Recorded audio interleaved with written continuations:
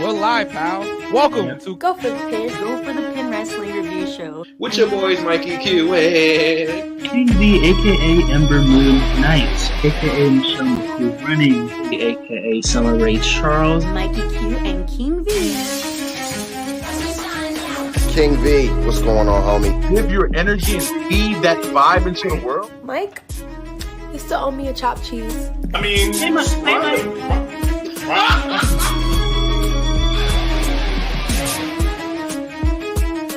Go for the Pin.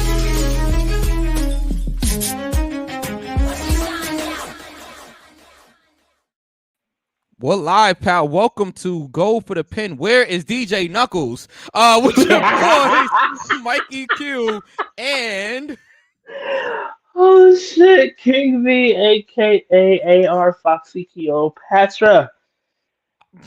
Coming the fuck at ya. And we are here. Happy holidays, everyone. happy holidays. Happy holidays. Now, we definitely have two special guests in the building tonight. Now, this is a tag team that's going to be killing it on the independents, an up and coming team. And I'm very happy for both of these individuals. Want to have both of these individuals on the show for a long time. So first, we got King Cesar Bambino in the building, known as Bam. Hey, What's going on? And then we also have his tag team partner. Hold on, let me just get this. Hold up, V. Can you can you press the button if you can? I'll press the button. Buttons are being pressed. All right. Hernadez, the designated hitter, is in the building. What's up, guys? How you doing? Golden Thank you so Glovers. much for having me on. Thank you. Thank you for being on. Thank you for being on. Thank The you, Golden thank Glovers in the building. Thank you for having us. Thank you for having us. Of course. Welcome to Go for the Pin. And yes, DJ Knuckles just ruined the open of the show, but it's all right. It's okay. We're gonna get everything together. This isn't about DJ Knuckles. This is about the Golden Glovers. Now, tell everybody, first of all, where y'all from. You know what I'm saying? Let's get a little introduction for those that don't know who you guys are. So let's start with Landon real quick. So tell us a little about yourself. I'm a kid from the Lower East Side of Manhattan.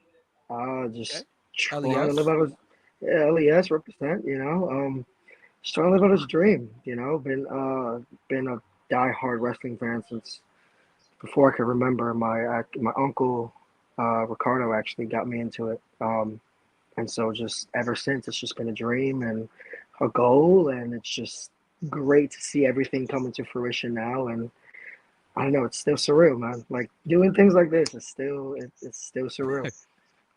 Yeah. Well, you're living the dream. You're living the dream. We're gonna get to it. Thank you. Of course. Bam. King Cesar. Tell us a little bit about yourself, sir. Man, from East New York, Brooklyn. And so pretty much, I was born in the Bronx, but I moved to Brooklyn when I was about 5. So I rep Brooklyn more than I rep the Bronx more than say. So you know what I'm saying? Bronx. I say it like this: Bronx born, Brooklyn bred it. That's how I say Okay. it. My me growing up was like, you know what I'm saying? So pretty much like Landon, I grew up with a family who just was into wrestling. Like pretty much I was like I could walk out the womb just watching wrestling with my cousins and my uncles and my older brother and my mom. They used to go see Hulk Hogan and Shawn Michaels back in the 90s and whatnot. So I pretty much just grew up into the wrestling, like the wrestling realm.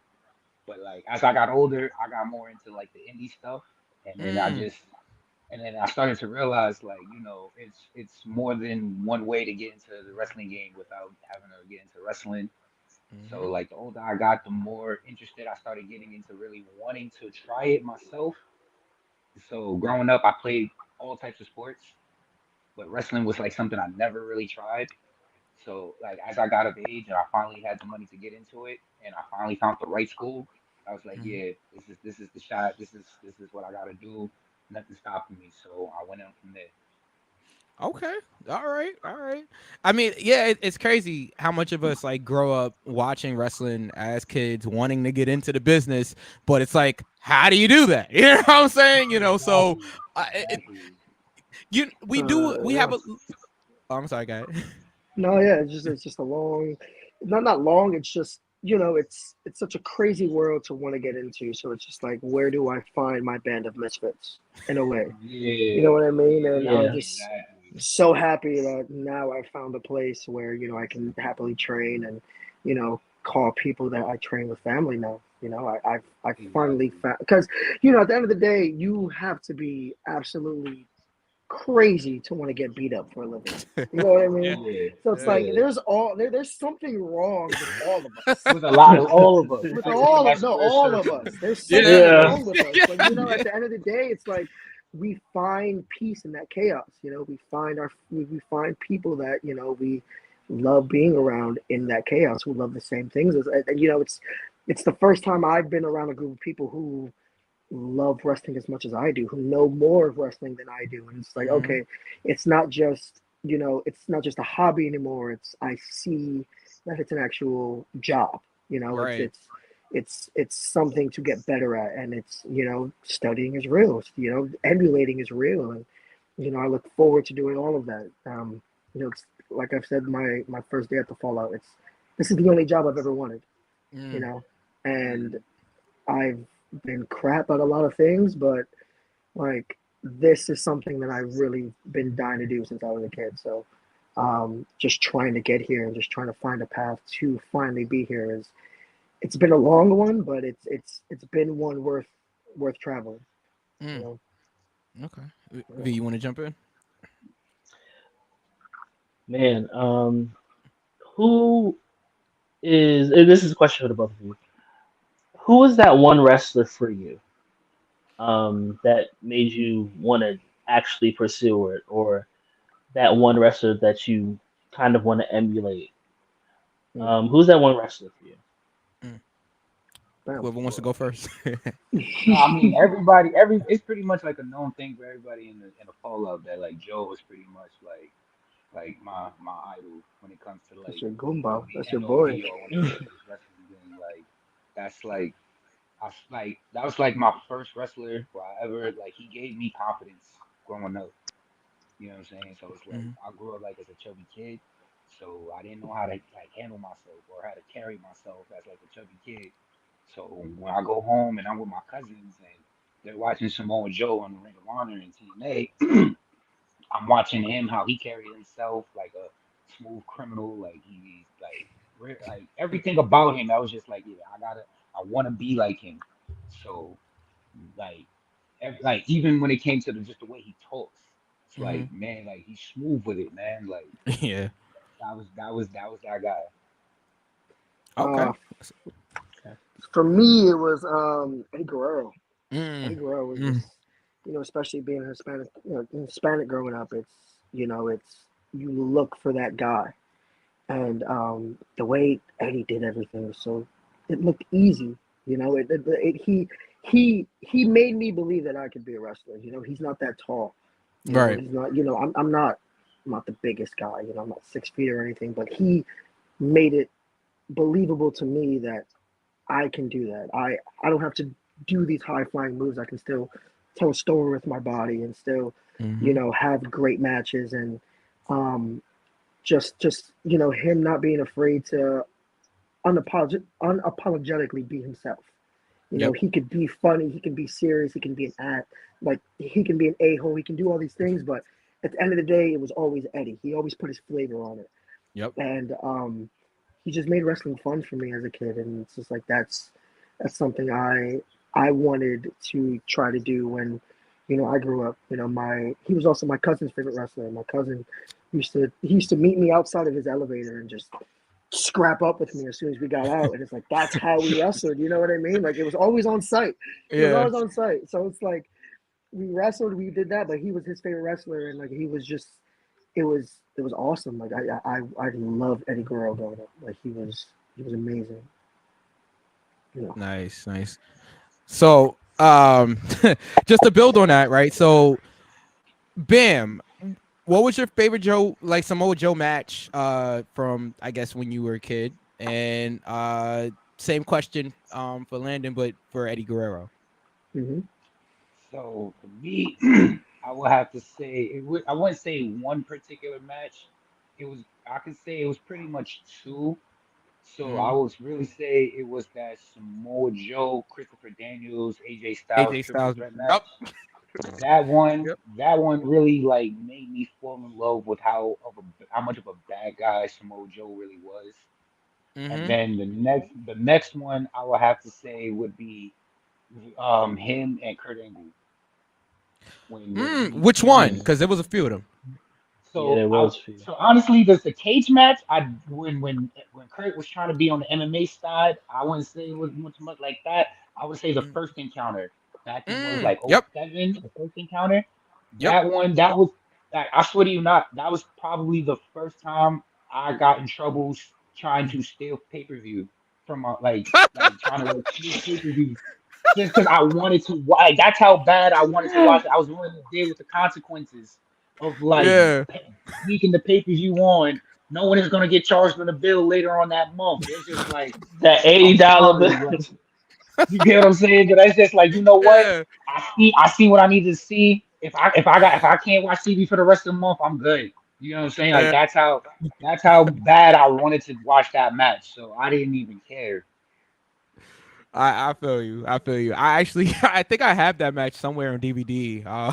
It was like I think it was like on one of the TNA's. I think it was on Kurt Angle's DVD. They actually released like this whole like three disc thing with Kurt Angle, and I have that because Kurt's one of my favorite wrestlers. So Joe as Mm. well, and Eddie, but Kurt's like one of my favorites. So I have the TNA DVD with that match on it. So Right. that's cool.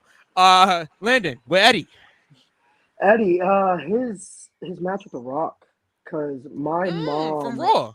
yes, from Raw, like my mom is a huge Rock fan. Like, As am I. so I feel like the main reason why she let me watch wrestling so young was because The Rock was on. Mm. So because again, she's just still to this day just has this fascination with him. But it made me again. It's another it's that thing that I believe. It's again. There's this Rock. The Rock to me was this big superstar, especially at that time. He's this big untouchable being, like, and Eddie Guerrero was just in there. These two wrestling families who haven't really touched in the ring like that. And it's like you got the Samoas and the Guerreros, and Mm-hmm. they're making magic. And you could tell in that match that The Rock really has respect for him. He had that respect for him, for that legacy, for the both of them. And it's just you see the both of them actually have fun with it and actually just try to tell that story. And Eddie has those close finishes, but at the end of the day, the Rock is Superman. The Rock is gonna win. But to have even a tiny Hispanic man even have you believe that he can beat The Rock is that for me. Like it was awesome growing up, just popping and just going crazy. And then his steel cage match with JBL on SmackDown as well. Like I Okay. was a big SmackDown guy because unfortunately I had a bedtime. So my It's mom okay. my All right. mom did not let me stay up past 8 on the weekdays. So I Mm. couldn't watch I couldn't watch Raw at all because that's back when Raw Oh. started at 9. No. So Mm-hmm. I just couldn't see it. Yeah.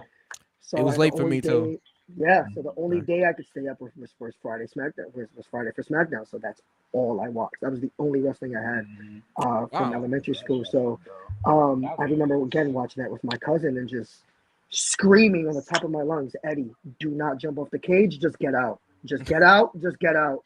But of course, he Got it. You know what I does the mean? big false play. He of Yeah. course, he does Yeah. the There frog you go. splash, and we all Yeah. go crazy. But it's like it's for me, it's moments, and those are moments that I definitely want to recreate and have those moments for other people who watch my matches. That's always the goal, and it's just that little thing I will always keep with me, like just staying up and just oh my god, like it was awesome. Like, he was such a great wrestler, such a good wrestler. Definitely. Now I'm gonna try. We're live here. I'm gonna try to bring Knuckles in. Okay. I'm gonna try. No, Real wait. He's life shaking his head. style. No. No, no. Shaking his head no. So maybe I should. All right, we're gonna try it. All right, DJ Oh. Knuckles for the first time. Allegedly. Allegedly, he's on the show here. Knuckles, can you hear us from your secret location? Listen, if internet was an asshole, there'd be no toilet paper. I swear to God. Pretty much. Pretty much. Knuckles, you're on with the Golden Glovers. All right, we need you to get it together. Right. Fellas, listen. It's too close to the end of 2022 to be fucking up. I'm just saying. Tell it to your internet. Yeah, I'm telling myself. Yes. Fellas, how are you? Good to see y'all. How you doing? We good, boss. Good to see you. I'm okay. I'm okay now. He's okay now. I'm okay now, I think. Yeah, we're gonna see. Okay. All right. Well, since you've had the most issues getting up here, do you have a question for the Golden Glovers while we have them up here? I love the name, by the way. I just want to point that out. Golden Glovers is great. But yeah. So here's a story behind that. We'll get to that. Oh, yeah, we'll get there. There's a story behind that. Well, the one question I do have that came first to my mind, like when you first started training and you took that first bump, how did that feel to you? Was it some people say they take their first bump and it's like addicting, and then they take that first bump, and some people say, what the hell have I gotten myself into? Like, so how did it feel when you went to your first day of training? And yeah. How did that feel when you took that first initial bump? So like you, I've heard the horror stories. So I've always been skeptical and scared. My first bump, I was just like, it feels just like because it just feels like a harder mattress.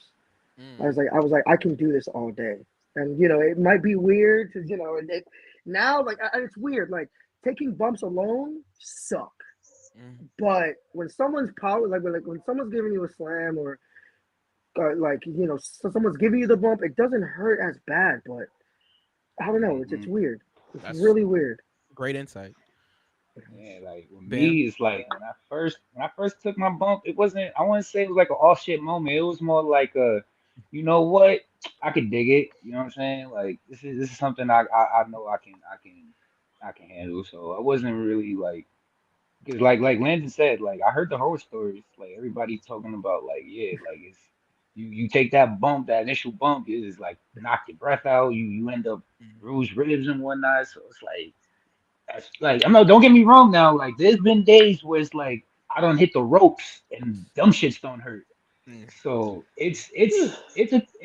there are days where like that ring will beat you up. It feels like just beating you up, but it's just like at the same time, it's just like that's what we signed up for.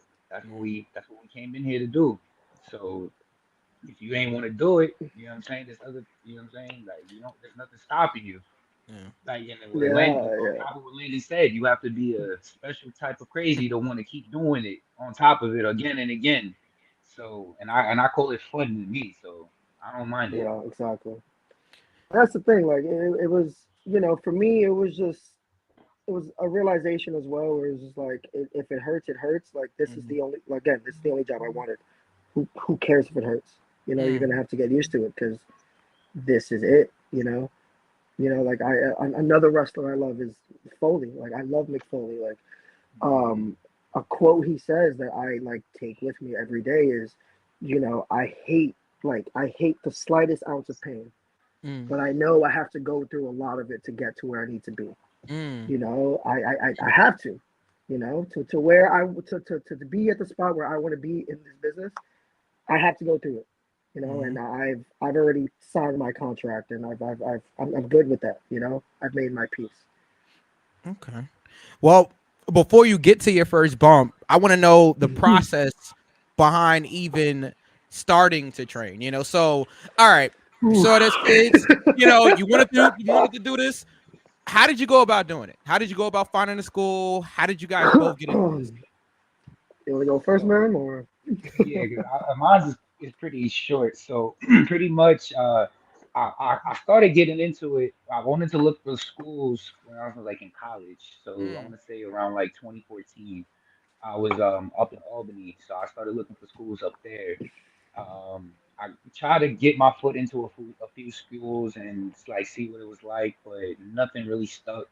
So when I came back home around like 2016, 2017, that's when I started looking around for some schools. So I went to like BWF, and then I tried House of Glory just to see what it was like. But honestly, I just something just was like, nah, you don't want to go there.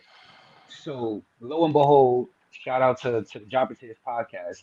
Yep. They had posted the opening of the Fallout shelter, and that was like the sign, the bat signal. Like, yeah, that's where you need to go. So I was just like, that. They said open house was May 15th. Went there. It was like one of the first of like 20 people there, Oh, and gee. the rest you say was history. And you wound up becoming. Is this true? I heard that you was the first student at the Fallout. Okay, so yes, I am the first Fallout student, but technically there was another student there with us. Uh, His name was Bilo, but I would say like after a while he just stopped showing up. So I Yikes. wouldn't say he's forever Fallout in our hearts. Like that's how we were forever jacking. But Yeah. like by the time we started, like we got to the point where we started doing shows and they start showcasing us. I was technically the first ever, the only student still there. So, Round of applause for um, that. shout, Round of applause for that. That's a damn. Hey. shout out to Mittens too, because Mittens was the one who actually came up with that nickname. Because honestly, Joe Kim had me do the first show in April. The double show. He had me do a ring announcement. He announced me as the first ever Fallout student.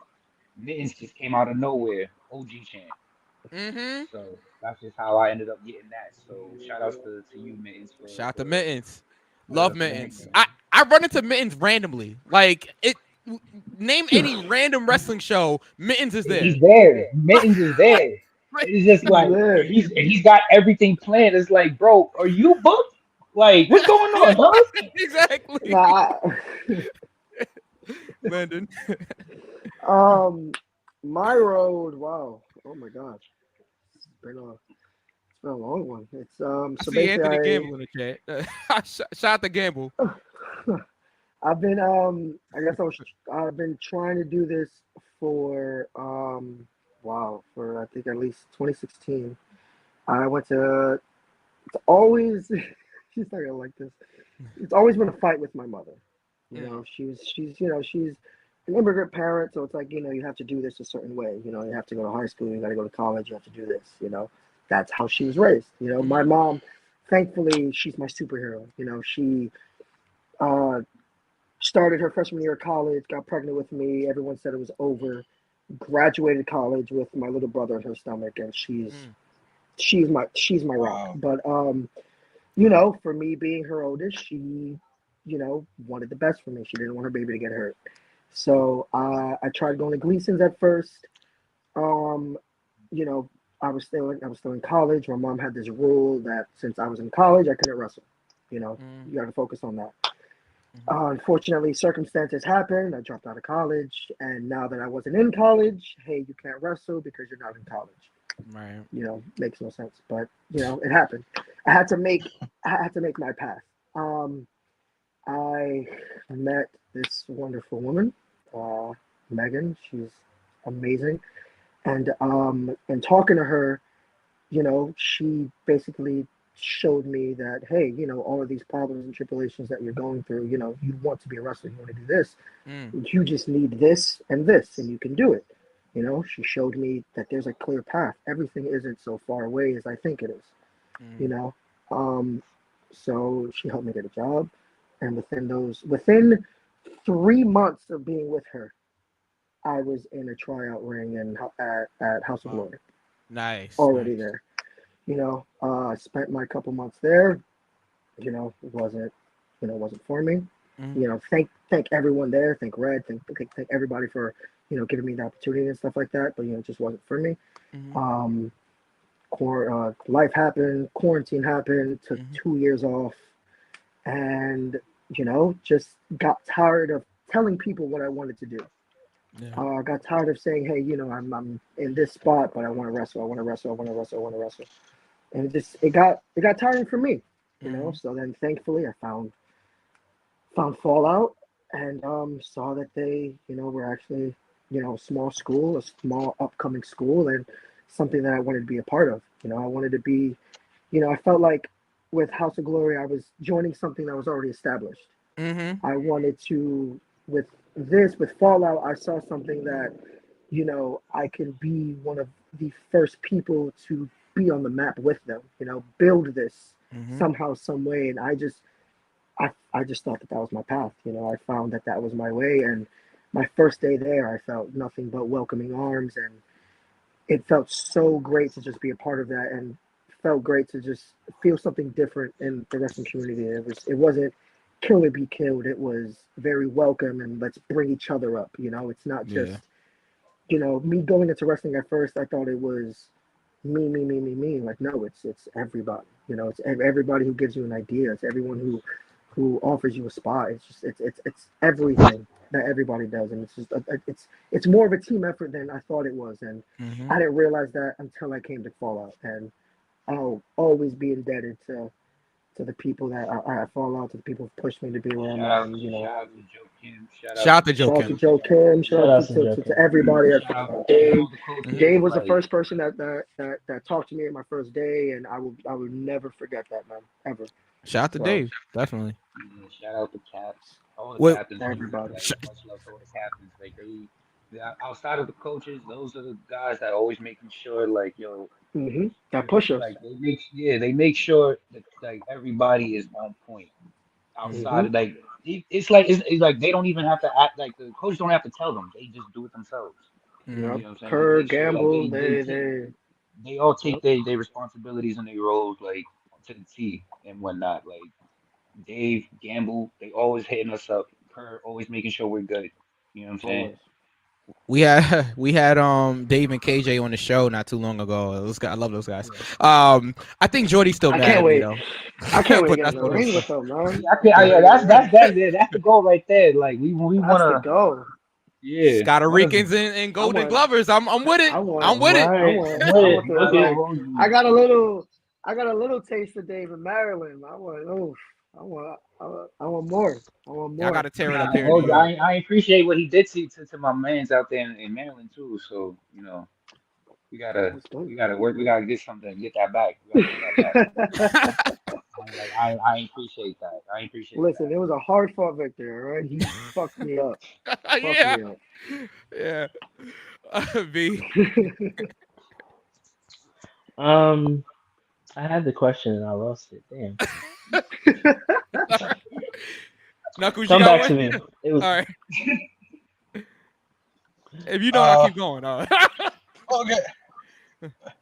Well, I want to know what they think. I'm pretty sure it's them being wrestlers that they keep up with mainstream wrestling like AEW, Ring of Honor, WWE, of course. Where do you think the state of wrestling is right now? We know we had the brawl out at Fallout, Fallout at All Out, whatever they call it, everything like that. Where do you think the state of wrestling is right now as far as talent? Where they've been placed, the up and comers. Where do you think the state of wrestling is right now? Or professional wrestling? I think talent-wise, it's been talent and in-ring wise. I feel like it's been one of the best it's ever been. There's so much people who can do so many things, and I personally just feel like it's crazy how much, if you look in the past, that's how it's. What am I trying to say here? It's like athletically it's great, but I feel like what we've lost with the athletics is the storytelling aspect. I feel like it's just spot, spot, spot, spot, spot, and it's like, okay, cool, you can do all these great things. That's great, but what are you trying to tell? You're trying to just tell you can do all these all these flips and stuff like that? Are you trying to say you can do all these? Because anybody, not anybody, but people can do that. But I feel like the art of wrestling is making it look like a fight. It has to be a Mm-hmm. fight. It has to be a struggle. It has to be, I want to physically harm this guy. You know, Mm-hmm. it can't just be, oh, hey, look at me, I'm doing this really cool thing. Even though there's room for that, obviously, but the whole thing can't be that. And I feel like there's too much, I guess, showy, and not telling, if that makes sense. No, it definitely does. Definitely does. Bam, how do you feel about it? Honestly, I feel like the same as what Lando was saying, like there is points where it's just like there's no real storytelling, and truth be told, like the best of wrestling is all of the storytelling that's you know what I'm saying that's happening. Like right now, MJF, best one of the best storytellers in the entire game. Roman Reigns, one of the best storytellers in the entire game, and that's not just through storylines; it's through the Mm. matches. You know what I'm saying? Like It's through everything is what they're coordinated. doing. Yeah. Yeah. You get what I'm saying? And it's just like, and it's like you see the superstardom and the mega stardom that they have, and it's not just those two. It's everybody that is on point that can do what they do. You see the superstardom, you see where they're at, and honestly, I feel like if we can get us back to that point, like how it was, say, like in the '90s, where it was a lot of story. Like, don't get me wrong, this the move sets is what's gonna make those stories even better, in my opinion, especially with how great the workers are, Mm-hmm. especially with move sets. But I feel like at this point in time, wrestling it will eventually hit another boom period, Mm. like it did, I'll say back in 2016. It will eventually hit another boom period where both the storytelling aspect and both the athleticism is going to be so cohesive. Mm-hmm. You could tell that that's going to be able to tell the elite from the elite, and Mm. and I feel like it's going to get to that point real soon. So and honestly, me and Landon, we just want to be one of those people up there doing that. Yeah, Okay. like again, like I was saying, like our coaches tell us all the time, like study the past. They like, especially the '80s. They do Hmm. everything so much bigger. They don't. I've realized less is, like they always tell us is less is more. Doing Mm-hmm. Yep. less tells so much more. Is Why waste your yeah. entire arsenal on one spot where you could spread those things out and make them mean something? You know what I Mm-hmm. mean? And it's like Hmm. that's really what I started to realize. Like again, like the more it looks like a fight, the more you can compel those people to believing it's real. You Yeah. know. Definitely. Definitely. Okay. I want to go back to you guys for a second here. So, Bam, you mentioned that you did ring announcing, right? Hmm. Um. So how does it generally work? Like, so okay, you guys are training, right? And then does Joe say, "Hey, I want to try you guys. I want to try you in a ring announcer role," or like take Danny, who I love by the way, Danny Oh, I Nemesis, who's love like Danny. Danny, oh Danny's my Yes, amazing. god. yeah. But they got Danny Oh God. commentating, on like on the Fallout shows, Hmm. Yeah. so is it just even with me, like Joe? All right, well tonight you're doing the music. All right, well next time I'm gonna have you do backstage. I think I was doing like backstage. I was doing the camera like backstage Yeah, last time. yeah, I Yeah. remember. Yeah, the last show So you was doing the interviews with us. yeah, in Yeah. the back. So it's like you really don't know what what you're gonna wind up doing for the show sometimes. So how does that work? How did the ring announcing come along, and is that something that you suggested, or did it, you know what I'm So saying? Does he just give you guys different roles to try you out in? So the thing is with Joe, he doesn't want to just train us as wrestlers. He wants to train us overall in the aspect of the business. So Mm, it'd be just much more than us just being wrestlers. He is going to teach us how to be managers. He's going to teach us how to be referees. He's going to teach us how to be ring announcers. He's going to teach us how to be commentators, mm-hmm. even ring crew and camera people. Yeah. So before I was even doing ring announcing, like that first tournament we did was the 5 points tournament. He had me doing camera crew, Mm, working the cameras and whatnot. And then after a while, he started having us doing ring crew. So learning the ins and outs of how to work the ring. And Yeah. then he started teaching us how to do, once again, he taught us how to do refereeing and stuff like that.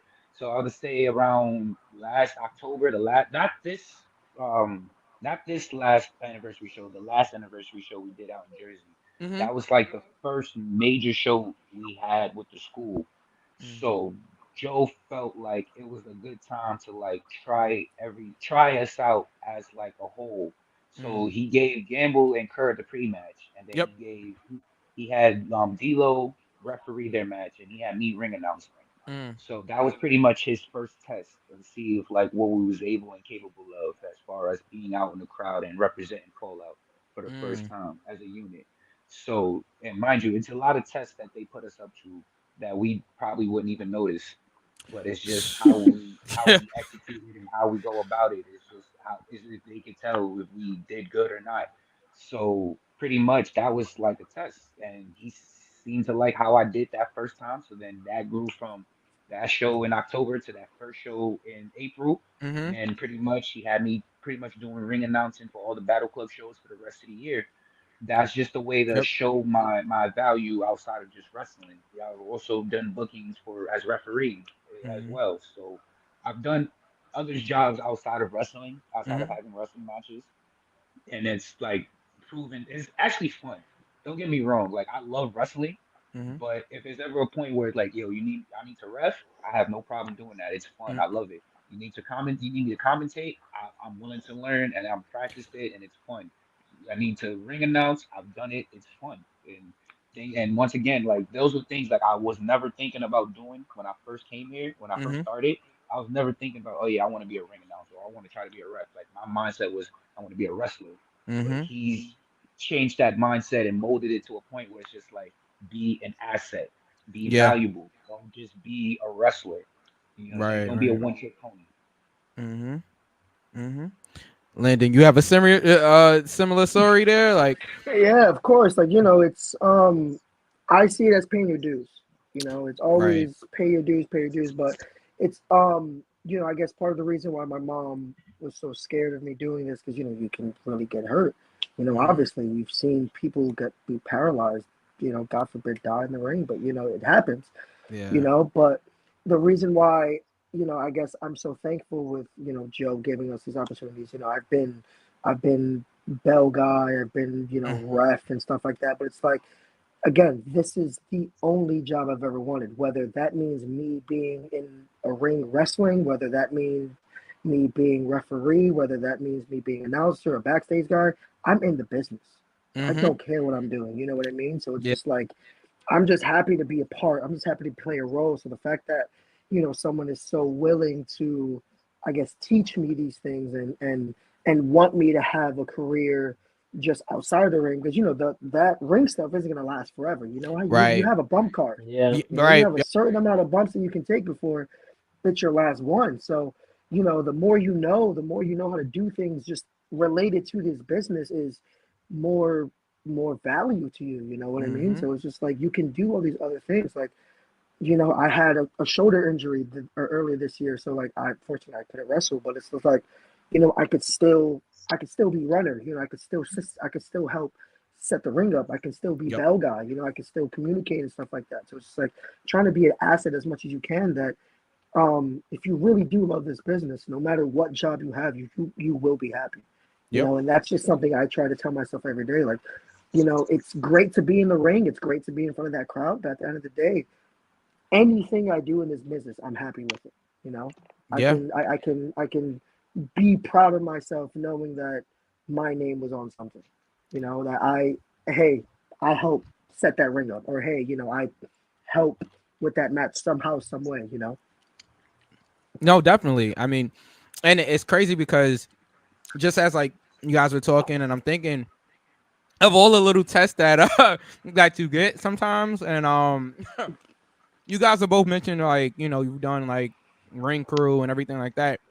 So at the last show, I was helping out with the like ring crew and everything. Like, so it's like you never know, and I You never never know. really. I never turned You down never any know. opportunity. Like if Joe's like, "Hey, I need you to break down the ring." All right, I don't know how to, but Bam does. So hey, Bam, how do you Yeah, do? You know, like exactly. and Bam can attest to this. Like I'm probably annoying sometimes, but I'm Yeah. constantly going to Bam like, hey, bro, how do you do Nah, this? Like, do you know where this goes? Like, you know, nah, bro. It's honestly, it's like you generally are like you're generally one of those people that we can honestly say like you're there to help the product. You know what I'm saying? So that's one of like we value that as far as just like you being like a great dude overall. You know what I'm saying? So honestly, it's just us just chilling and generally when I'm just Yeah. chilling with you at backstage and just working and whatnot, bro. Honestly, I don't care. and you know it's crazy because and we'll get to it in a second, but so I actually asked you a question. It wasn't the best time. Something that actually happened out there, and it wasn't but I didn't know everything that happened. I And we remember. don't need I to get into the remember. details, but it was a I lot going remember. on out Oh there. man. Something went wrong. Okay, it happened in front of I'll the drink to crowd. that. Yeah. Yeah, something went Yeah. wrong. Okay, I think you guys know Yeah. what I'm talking about. And Joe was visibly upset, and rightfully so. The match ended abruptly, and it just wasn't the right time. And like I said, because I was watching the show from a monitor downstairs. And that's another thing, right? Like Joe asked me one time, "Hey, do you think you can stream the show to the locker room?" Like, yeah, No, sure. oh I'm my sure we can God, figure it out. you did a Yo, that was godsend, so bro. That amazing, was bro. That so was good. Like that was the Yeah, yes, first thank you. time I felt like I was in the big leagues. And mind you, I've had Yeah.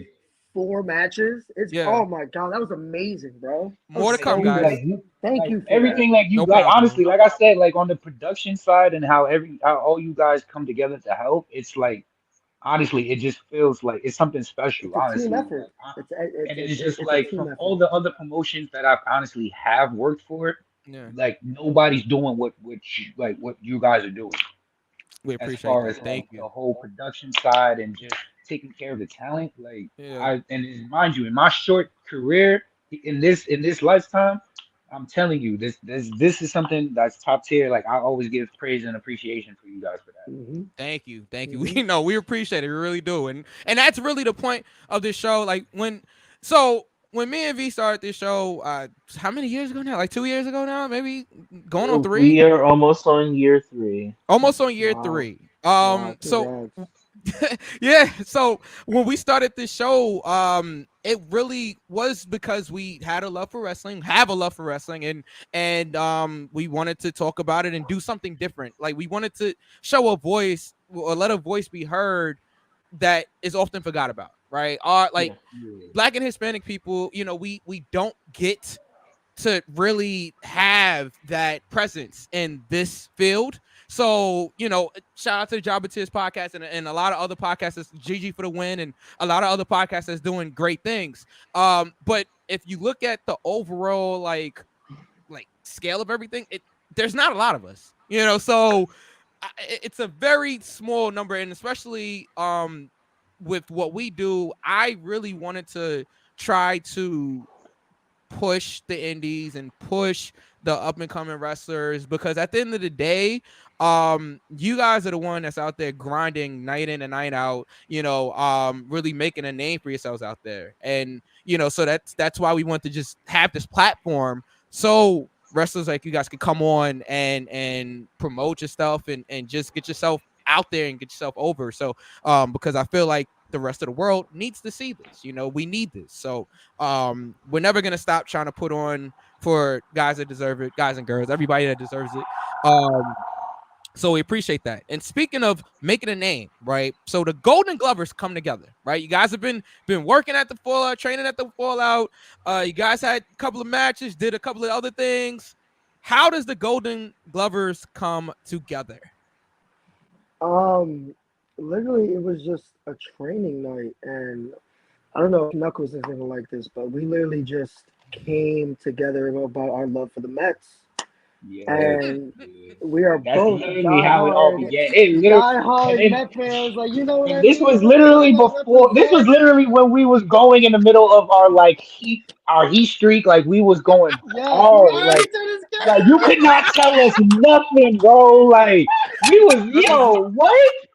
then I think this Who is the brought time these we guys just here? swept. This is around the time we just swept the Yankees too. This is around the time Yeah, we we just had swept the just swept Yankees. the Yankees. We So had we just Oh, was swept the going, Yankees. yo, nobody, And anybody that was a listen, Yankees fan, Yeah. they did not want to hear it from us. They did not want to hear it It from hey, wasn't us. jacking y'all. Wow, Anybody that was a I Yankees he feel ain't fan. talking about attacked. now. It wasn't He jacking hey, ain't y'all. talking about hey, now.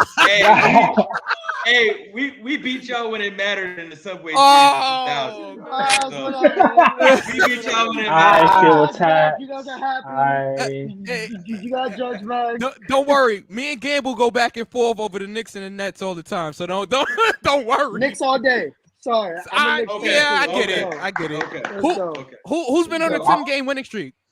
All right, I'm just saying. I'm just saying. All right. Who who I Yeah, but who you got? just Who you got? wow. who who thinks You the world you is flat? you have an all-star team who should be the Kyrie champion, Irving. man. Come on. Oh You doing it man. with Brunson, Oh, Barrett? Like, come on. Oh, you gotta let's Come go, on. Mets to the Yeah, There you we gotta let's oh, go, go. baby. see, Let's There we go. go, this baby. is There We're we go, being Let's baby. go. we're mm-mm, being ganged up mm-mm. on, V. Nah, I don't we like tired of that. y'all, man. We tired of I don't y'all. like that.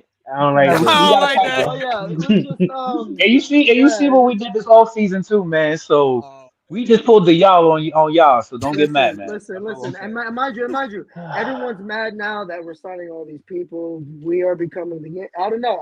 I don't know. Let's see where the season goes. I'm so excited. Let's go Mets. Let's go. You know Can what? we doc hold on. I'm writing this down. You know I like writing things down. Whoa! Oh I'm yeah, gonna me and Gamble's gonna have document to talk this. tomorrow. Me and Gamble's gonna have to talk. Here we go. Me and Gamble's me and Gamble's got to talk. Yo, Gamble's talking crazy on the internet right now. Nah, he's talking truth. I'm not gonna lie. He's talking truth. That's Knicks, K. fan. Yeah, all right. I'm a sorry Lakers fan, so I'm out this conversation. So, Yeah, you might have to sit this one out. yeah. Yeah, I don't You know. might have to I'm sit a this one out. yeah. I'm gonna set this one out. I'm sorry Lakers fan. I can't help. I But can't. I'm yeah, just sorry. yeah, just started from that, and then just us riffing on ideas of what we thought would be hilarious. Like, I've realized, like wrestling is, obviously about like getting the crowd involved and getting them to love you. But my job out there is to pop the boys. Like, I want to make the Yeah, boys laugh. You know what I yeah, mean? So it's like, I yeah. know if I, I know if we do that, if we make like, if we have characters that like make them laugh, and I know I'm doing my job right because it's guys who have seen as much wrestling as I have or more, and it's like if they're still popping for something we're doing, I'm doing my job. You know what I mean? So it was just riffing on ideas of of what would be a great, like just a funny baseball tag team, and just us coming up with more ideas, and just us seeing that like we saw, because like one thing I do like about Bam is that he sees wrestling very similar to how I see it. Mm-hmm. It's not just about spots and all this other things. Like, no, it's like you said, it's about telling a story. You want to tell a story in there, so it's like you find someone like that, and it's just like you just want to have ideas and bounce them off of them and see how they think about it. Because you can probably overanalyze a situation or a spot idea, and it's like, okay, maybe I'm overthinking this, but if I tell Bam, and it's just like he he simplifies it in a way, Mm-hmm. and it's like it's very very helpful, and it's like, okay, then now from just having conversations from him, just training, now it's like, okay, now I can actually build with this person. I can grow with this person, and I can have this great connection with him, and we have similar things that we want in our careers, and it's like we can both work towards that together instead of doing this alone. And it's just Yeah. so great to have that now. The It's chemistry alone was just like out of this world before we even decided to tag. So it was yeah. just like a foregone conclusion after a while. And it was just we like literally once we started playing with names, everybody was just like, all right, now that y'all figured it out, that's y'all name. Like, and we was just playing like we was just playing around with names and whatnot, and then something just popped in my head, and it was just like golden. I was thinking of the Golden Lovers from Kenny Yeah, Omega and Kenny. Kota Yep. Ibushi. But then he's like, we're thinking of baseball, we're thinking of names. I'm like, Golden Glove is just too perfect. Like, how is It's that? too like, yeah. That's the perfect pun. It's like the perfect No, pun. it Like, is. how is that? Like, you were like the first thing you're probably gonna think about when you hear that name is them, but we're gonna show why you don't think about them when you hear our names. You know what I'm saying? Like, Mm. Facts. we're gonna make it different. Facts. That's why we have it situated and put together the way we both like it the way we have it set up. It's like the way he thinks, and he tells me like, okay, bro, this is what I'm thinking, bro. I love it. How else can we work? What else do we need to work on it? You tell me. I don't like. You know what I'm saying? Like we figure it out, and then once we have that whole plan situated, it's like okay, this is it. That's how we have it set up. So that's Mm-hmm. pretty much. It was literally just us just goofing around and just like, all right, this the chemistry is too lit for us to not be together as a group. Like we Yeah, gotta do this. we were having way Like too much fun. Just our energy as a tandem, our energy is just like, yeah, y'all will see. Y'all gonna see tomorrow. Trust me when I tell you, like the oh, we energy gonna we turn we up. just like Tomorrow. it's a different vibe when it comes to me and Lando, man. That's all I got to say. Yeah. Like everybody else, I'm pretty sure y'all have seen and y'all probably are used to how everybody is our tag team. We're not like everybody else, bro. And that's the thing. Like I wanted that. I've seen Bam and just joking around with him during practice. It's like I wanted someone that I can, that someone that doesn't take themselves too seriously as a wrestler that can joke around and have fun as well, but also know okay when it's time to go, bro. It's time to go. You know, Yeah. Yep. like when that red light's on, like it's on. We can have fun, we can joke around, we can wear these silly costumes, but at the end of the day, we're there to prove a point that we are the best wrestlers. That we are the best tag team in Fallout. Like I'm sorry to say, As you mentioned, exactly. the That costume. is my favorite picture. Exactly. Like I I love feel like Exactly. pictures. that is just I love that is pictures. Self-explanatory. just It's that's just like self-explanatory. You know what holy I'm crap, saying? look what I found. And I love it because it's like that's us, where we're having fun. And at the end of the day, we're, as serious as this world may become, as with people playing politics and all this other stuff Hmm. that everything gets messy. At the end of the day, we are kids living out our dream. And Yeah. I always try to tell myself that every day. We are kids living our dream. And how would 5-year-old Bam or Orlando feel about you doing this right now? He'd be Mm. ecstatic. Like, holy crap, Yeah. you're telling me Yeah. 10 years from now we're going to be in a ring instead of watching it? Of course, sign me up. Do whatever you need to do to get there. At the end of the day, I'm trying to make that little kid happy. And as long as I'm making that little Yeah. kid happy, I'm doing my job. There's Nice. always that Nice. saying. There's always that saying. People always keep saying like you can do whatever you put your mind to, and it's just like growing up, I always just felt like that was just so cliche. But like Hmm. the more I got older and I kept thinking about what I wanted to do with my life, I always just kept telling myself like, yo, like I'm not working a 9 to 5 the rest of my life. I know that for a fact. So Hmm. I just decided like, yo, you know what? I put my mind to the fact that I want to be a wrestler. Like this is something that I know I want to do, and I've never turned away ever since. Like literally, that's like honestly, like now I see why people say it the way they say it and how it rings so much.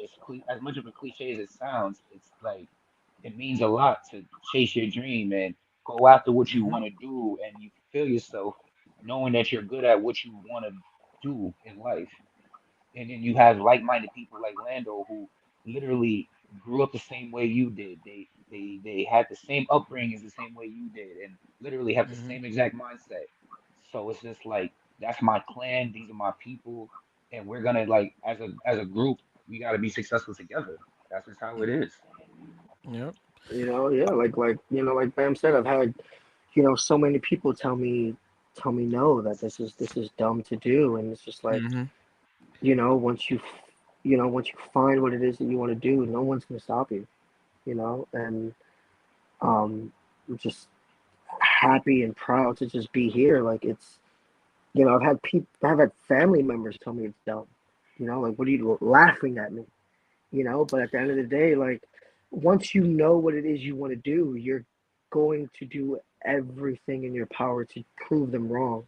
you know Prove to them Hmm. that this isn't just a dream. This isn't just something I'm going to grow out of. No, this is what I want to do. My mom, again, my mom told me that one of her main things of her not wanting me to do it is because like her thing was like you're not going to make it you know Hmm. and just having that doubt is, it hurt me for a bit, but at the end of the day, her definition of making it and my definition of making it were two different things. Right. Her definition is bright lights, WWE, that's her definition of making. My definition of making it is having that Saturday. You Hmm. know, I can I can have a 9 to 5, but as long as I have that match on Saturday, Yeah. I'm good. I'm good at life. But if that Saturday turns to Monday, turns to Sunday, turns to Tuesday, turns to whatever day, that's great by me too. But at the end of the day, I just want that one day. We And lost that's it. Bam. That's Try to get Bam back in a second, please. Yeah. No, definitely though. Well, while we try to get Bam back here, Knuckles, you have anything? I hadn't heard from V in a while. Yeah, well, that is true. I will concede to V if he has a question. Oh, so I know I was actually gonna ask. I remember the question. You remembered it. Yeah, I know, like mad years later. But when it came to the name, I think you guys briefly um touched upon it. Did you did you know that the Golden Glovers is what you were going to call yourselves, or did you play around with some names, or did you have some other names in the chamber and try to see um or bounce so off of like I ideas? so like at first, because of the Golden Glovers, we didn't want to pick Golden Glovers because we felt like it was too just close to it, and everyone was just, So we had like the hot corner, we had like the setup, and just different like baseball, and I feel like that's why I feel like the Golden Glovers work so well because it's just like you can tell that that's a baseball thing. The Gold Glove is the staple of all defensive players in baseball. And so like just everything everything didn't feel right without the Golden Glovers. Like it just that one to us just made the most sense, but we still tried other things. But those other things didn't roll off the tongue as well as the Golden Glovers do. And it's just like it just every time we came up with a new name, we would put it against the Golden Glovers, and it just wouldn't stand. So it's just like, no, this is as close as it is, this is our name. Our name is I love it. I appreciate it. It's great. That's awesome. Bam, sit your back. Yeah, my fault. I had Wi-Fi connection problems. My fault. Explain this picture here, sir. All right, so. Oh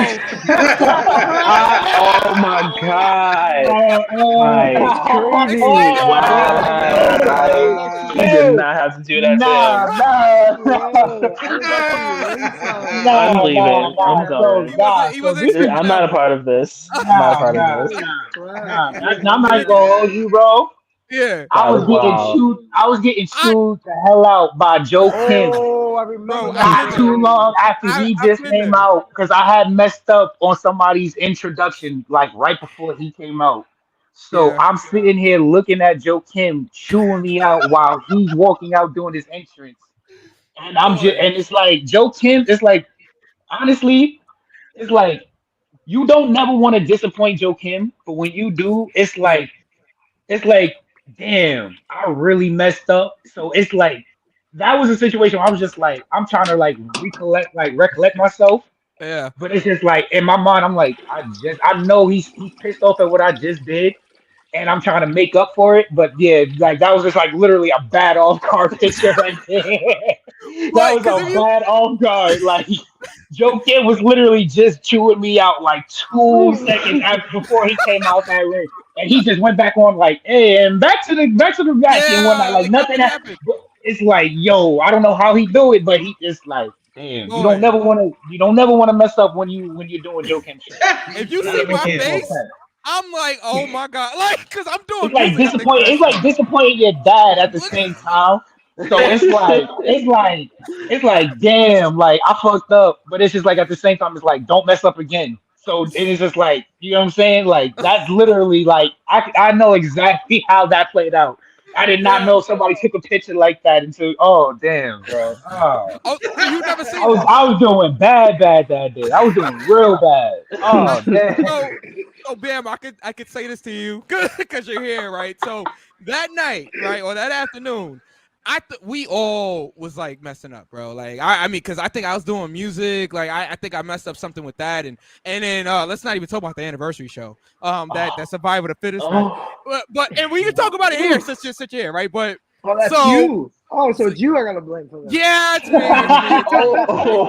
Okay, all right. See, I wouldn't do this if he wasn't here, but I'm gonna do this. You could pass some of that heat to your tag team partner because I showed him the list too. Yeah, I'm not gonna hold you. I'm not gonna hold you. Yeah, the cat's out of the bag. I told him the wrong list to play. I'm not gonna hold you, dog. I've been holding that this whole time. He showed me the sheet. I'm sitting there trying to figure it out. It's literally like 20 seconds before that match was coming up, and we're still trying to figure out which list was supposed to come out first. And I told him to pick the first list and not the second list. The second, and it was explicit rules on it that said follow the second list. But I didn't peep it till it was too late. Yeah. And by that point, once again, I'm so. I'm not gonna hold you. Like the amount of times I be having to tell Joe Kim, I'm so sorry for all the times I've been messing up. It's like I know he gets tired of me, bro. Like he gets sick of me. It's like after a while, it's like you just you know what? Let me just walk away. Bro, I felt and it's crazy because like just like you was having that bad afternoon, because it was just not a good afternoon. I said to Danny, right? I was like, because I think I messed up something. I think Danny messed up something. Danny messed up because he was doing the timekeeping, I think, and Danny messed up something with the times, and you just hear Joe like, "Yo, just go, just keep going." Like I'm just like, "Oh man." So if it's if it's any like, I guess bright moment there is that, well, we didn't mess up as bad as Bam. So I'm sorry, Bam. Oh wow. Because Bam was that afternoon, I'm just like, man, I think I talked to you after the show, and you just like, bro, I just messed up. Like, I'm not even gonna hold you. I was getting ready to cry that day, bro. I'm not even gonna hold you. That's how I felt after the Survivor the Fittest match. Yo, like literally. I'm like, it's like you don't never want to disappoint Joe Kim. That's the thing. Like, and it's funny because go ahead, Bam. Sorry. It's like, he do so much for you, and then it's just like when you, even if it's like the most minute little thing, it's like you just don't want to mess up, and when you do, it's just like you mad at your damn self for doing it. You get what I'm saying? It's like you know better, and then it's just like you got Joe Kim with that face, like it's just like he's not mad at you. It's more like that disappointment. Yeah. And it's just like, damn, that shit eat at you for like at least 3-4 days, bro. At least 3-4 days. Bro, you can ask Knuckles. I literally went to dinner the next night with Knuckles, and I was still like, so I was upset at myself. I'm like, man, like, you know what I'm saying? I was upset at myself because he literally took the time to get off a commentary and just bury me. I mean, in front of everybody. I was so worried. Like, I was just like, oh, man. And then we still had another match. I think Pena's match was after. I'm like, we still had to get through. I still had to get through the rest of the show, and it's just like, oh my god, like, you know, I just felt so bad. And then what made it worse is like all his cues was like visual cues. So and then what made it, it's like everybody just kept coming. There was more people progressively coming in and more in during the show. So it got to a point where like they ran out of chairs and it was standing room only. So now we have to sit here and yell at the entire crowd to make a way just so we can see. Like that's how that's one of those good problems that like I was saying we was having. Like, yo, these are one of those good problems we're having. Like, it's too many people, we can't see, but that's what we wanted. You know what I'm saying? I got my chair stolen. Knuckles got his chair stolen. He was got my chair. Yeah, I was there. I got my chair stolen. I went to get a drink and come back. There's no seat. I was like, wait a minute. What happened? Lose, you lose, pal. Landon, like, I don't know how did you call five? By the time that Pena match came, happened, yo, it was literally standing room only. Like, I know. Like, I couldn't see. Like, literally, I couldn't see anything, and like I had to be on point when the match finished. I'm like, I'm asking Bam, right? I'm like, yo, was that the finish? Like, did I miss it? You know, it was bad. It was bad communication altogether. I'm not going. I was in a horrible spot too. You know, I'm not. You know, it was just I was really like, because Joe's all the way across the room. Like, so there's no way. Everybody's saying, well, why didn't you like double check with Joe? I'm like, well, how? There's no way I could have double checked. And you don't want to mess with. And it's like you don't want to talk to Joe when he's in and he's in production mode. So Oh, you on gotta show talk to day? No, yeah, I don't talk, don't ever ask him no questions. You either know what you need to do or go ask Paul or E. on show days I Yeah. say hi to Joe. Do you Yeah. need me to do anything? Other than that, nope. Yeah. That man is a chicken without a head, and he will do everything he And it's needs to like do to make it you to don't make wanna that show perfect. yeah, and don't make it worse for him on top of that. That's like No, Yeah, I because he learned the will hard way. bury you in front of everybody. Yeah, I know. Dude, man, bro, Ray's I next don't to me. Like all these people, everybody's just like, "Are you okay?" I'm like, "I don't know." Like, I know I would be. I don't know. I don't know. Listen, the best Uh, of us have been like there. I'm We're gonna need a not, you moment. know. Let me be to myself right quick. You yeah, know what I'm saying? Like yeah, maybe one of But for them type me, of things. yeah. but for me, it shows. You know, it's another one of those things where I'm happy to be someone behind. You know, I'm happy to be behind someone like that. You know what I Yeah. mean? It's like if he cares so much about a show like this, Mm-hmm. I'm not, it's in a school. It's not the WWE. You know what I mean? But if he cares this much and he wants it to be this perfect, Mm-hmm. this guy cares for all of us. You know, Yeah. this guy wants everything to be perfect because he understands how big this moment is for us, how small this show is, or I'm not gonna say small, but you know what I mean. Like, it's not, it's what matters to him, and he knows how much it means to us. So he's gonna make this as best as it can be, and it's like that is exactly the person that I want to be around. It's like they always tell us, practice is a war zone, training is a war zone. You emulate Mhm. everything you do out there in training. So Mm-hmm. the more you emulate in training, the more it's gonna feel like nothing. So you know what I mean? So it's just like how serious he's taking it shows us how serious we should be taking it. Because Yeah. at the end of the day, it's a job. You know what I Yeah. mean? Wherever we want to go, it's a job.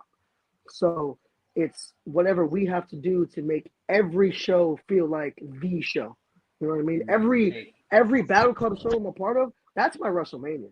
You know what Yeah. I mean? I will mhm. lay down my body for Yeah. that because that's my job as a performer. You know what I mean? It's my job to put my body on the line. It's my job to go out there, especially for Joe, especially for all those guys in the back who have done the same thing before me, who have paved that way before me. The least I can Definitely. do is try to emulate that as best as I can. Definitely. And All on right. top As of we that, start the wrap up, guys, you got it. Oh, Bam, you wanted to say something?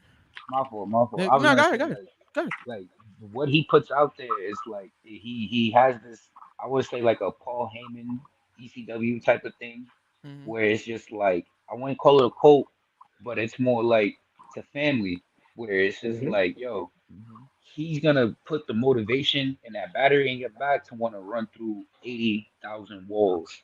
And it's just like, and if you don't run through all 80,000 of them walls, you ain't doing, you're disappointing both yourself and him.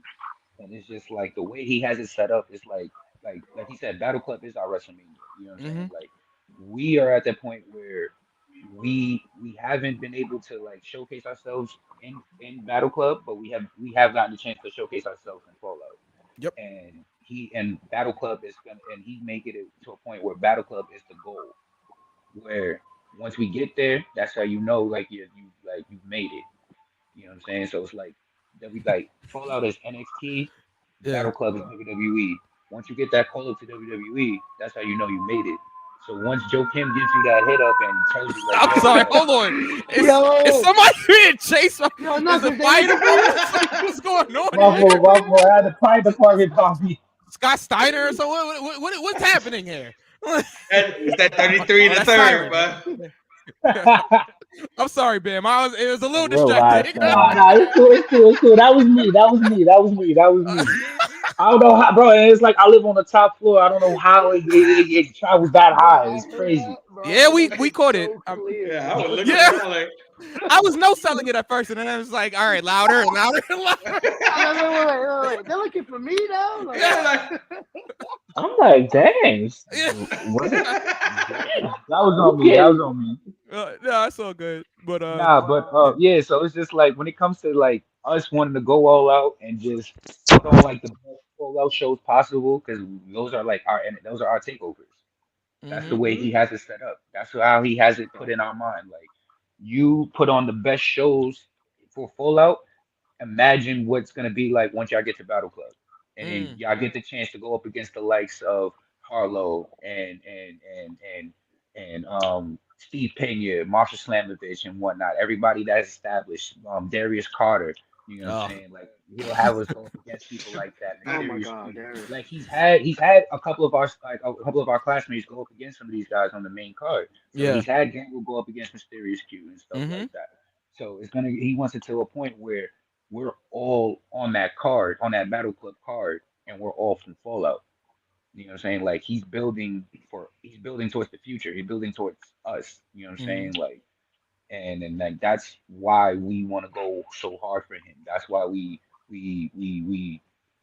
rep it as hard as we do and whatnot. It's like wherever we go, they sent a couple of us to Maryland, repping Fallout hard in Maryland. A couple of us out to Connecticut, we're repping Fallout out in Connecticut. Even if it's a local show here in the city, we're all repping Fallout and Battle Club at those promotions. You know what I'm saying? Like that's just how we are. We are a family. We are a unit, and he's pretty much the abbot, and we just follow him.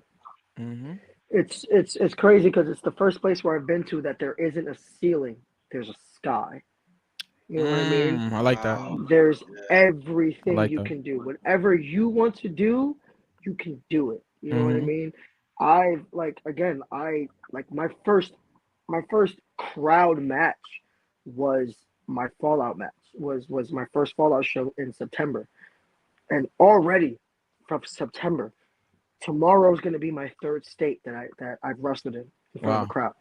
So it's like I've already seen the growth, you know. I've seen that, you know, like Bam said, like that there is somewhere to go. You know, you're not doing this for no reason. You're not wasting your body for 5 years to just get noticed by your local crowd. No, you're doing this to get your name out there, and because he's doing that for us, the least I can do is rep Fallout because that is my family. The least I can do is tell everybody, come here, come train. Because at the end of the day, these are my people. These are my band of misfits. These are our band of misfits. And I would do anything for them. You know, these guys are the family that I didn't think I would have, and I'm so grateful to have now, because there's a place for all of us in this wide world of wrestling. You know, and he's shown us that. He's shown us that there is a place for us, that it isn't just, you know, about all these other people that we can make and carve our own path. You know, right. There's a place for everybody except Abraham Khan, but I'm not gonna get into the feds. Abraham Khan. Yeah, I'm not getting into the feds. No. We don't talk about the feds. We refer to them as the feds. We can't. We definitely can't talk about the feds right now. Much respect to Mr. Martinez, because he's also a Mets fan, and that's the only way we draw the line at.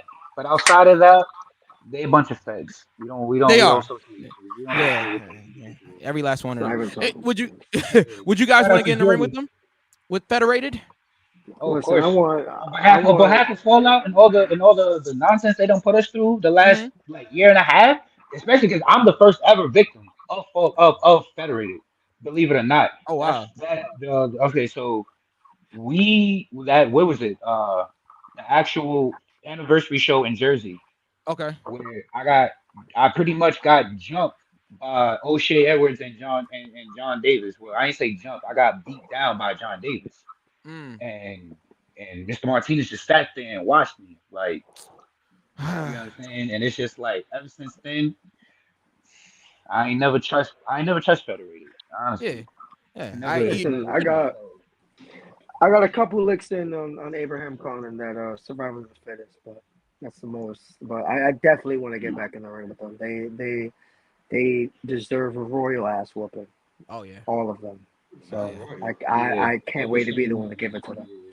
I can't wait to see that, because anybody that gets their hands on Abraham Khan and the rest of Federated, I am rooting for. I was rooting for you guys anyway, but especially if you're going against Federated,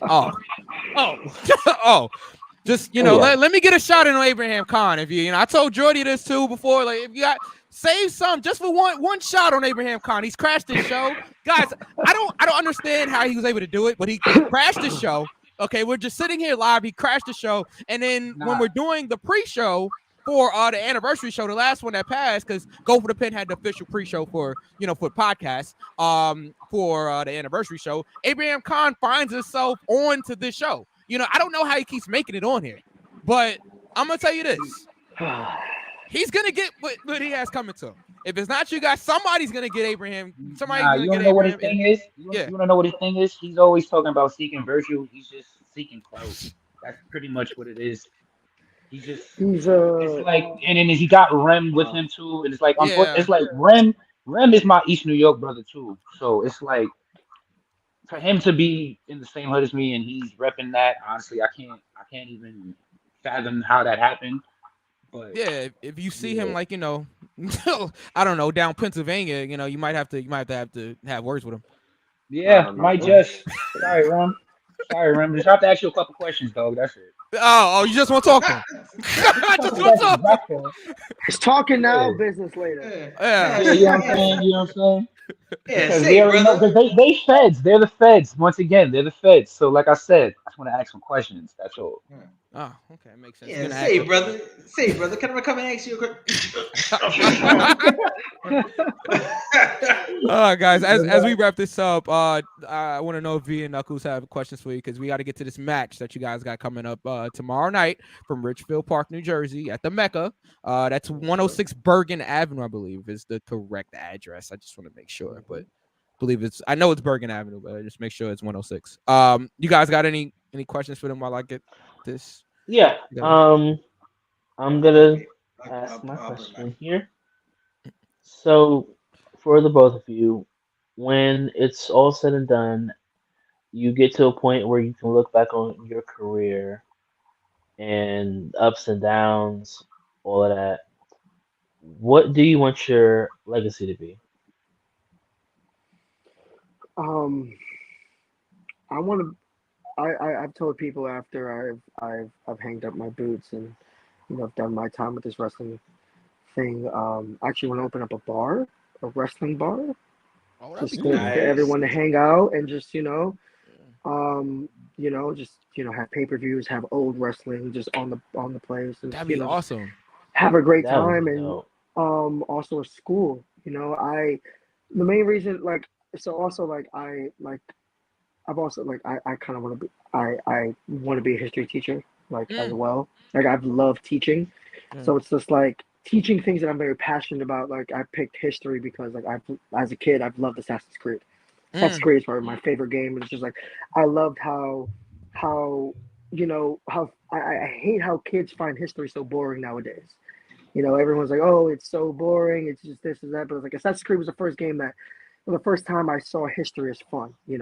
And I had this teacher in high school named Alex, and he made everything fun. He simplified it, but it was just like, he taught history because he wanted us to learn from our past mistakes as humans, and us not to, since us being the future generation, and us not making those same mistakes and not making, those, those same things. But it's just like, I want to do that. So it's like I love to teach. I love to emulate, and so like my little brother now, he's kind of thinking about joining up on the whole wrestling business because he was like, sorry, Bam, but like he was my first tag team partner.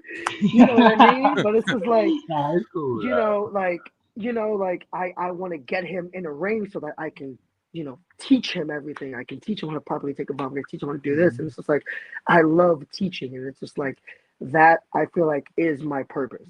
My purpose is to teach and to broaden out this whole sanction of wrestlers. Like eventually with my kids, like I want a wrestling ring in my backyard so they can have the opportunity that I didn't have. I want to, like Eddie Guerrero, he had a ring in his backyard and he's been wrestling since he was 5, and it's like I want my kids to, even if they don't like it, I want them to just have that experience in them, just to have it, like, hey, this is something that Dad really, really liked, and I want to do this, or I don't want to do this, but just to have for them to have that opportunity that I didn't have. I want a legacy.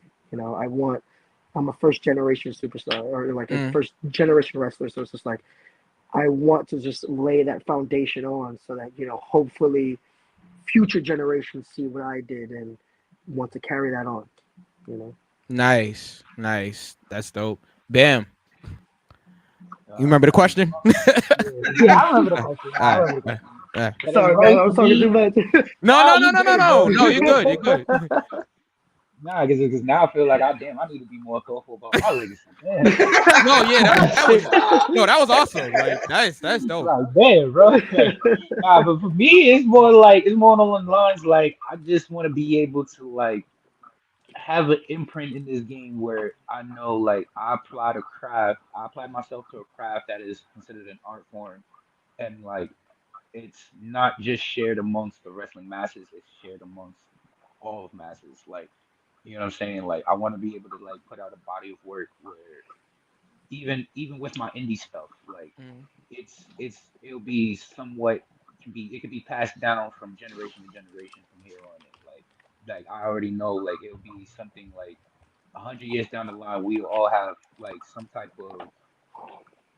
of arcade VR thing where you can go back in time and see stuff how it happens, and Yeah. I want to be able to like have that legacy where people want to go back and see that themselves. You know what I'm saying? Like, okay, this was him. This is what they were talking about. Okay, let's see what the, you know what I'm saying, what the hype was about. Like, I want to just like have a situation like that. Like Nice. I leave an imprint in this game that everybody can admire and someday just be able to like give their flowers eventually later on down the line, 50 years down the road.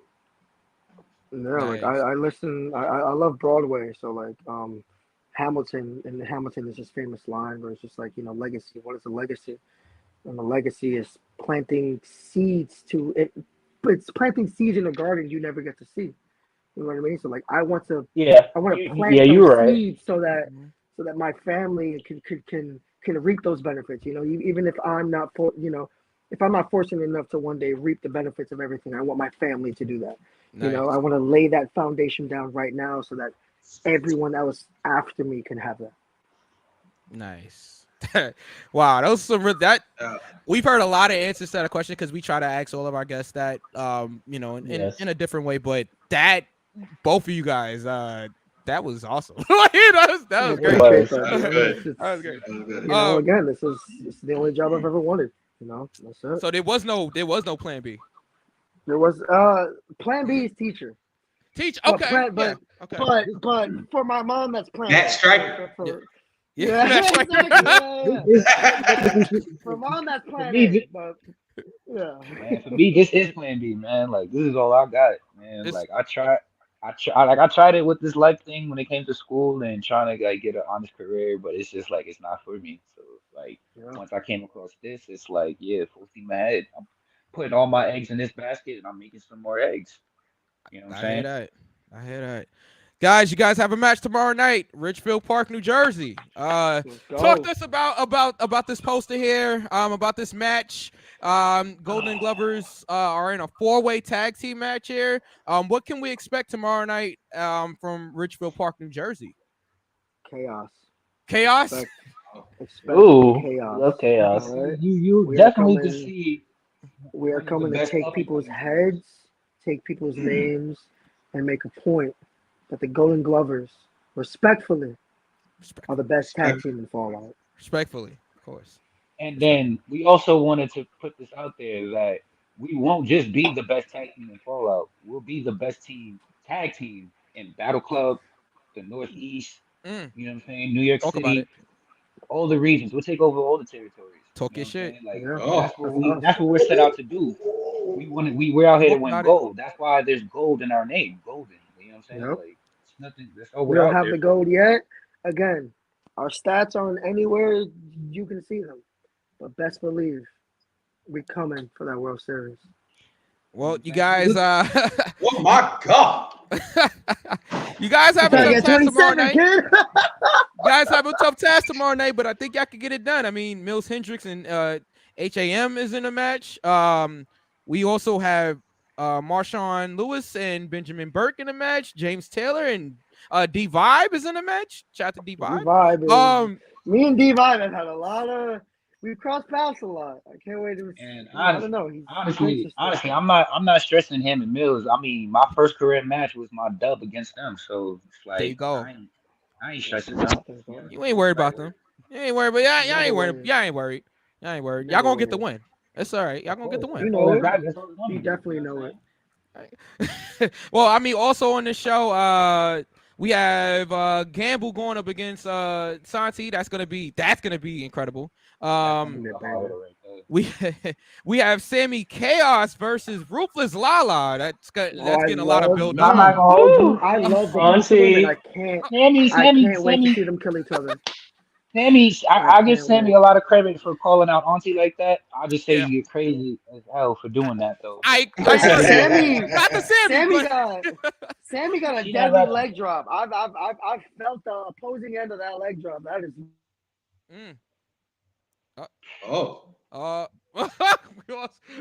We lost Landon. It's all right. Bam. Yeah, it happened to me. There we go. All right, there we go.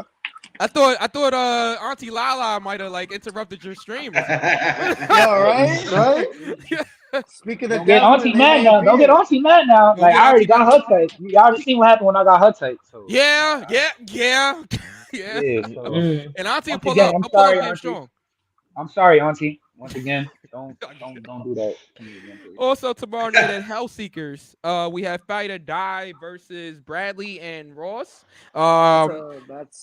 They're another tag team I want to get in the ring with. Yeah, Fight or Die. Barton and De Niro are two people I feel like we can definitely create some magic with them.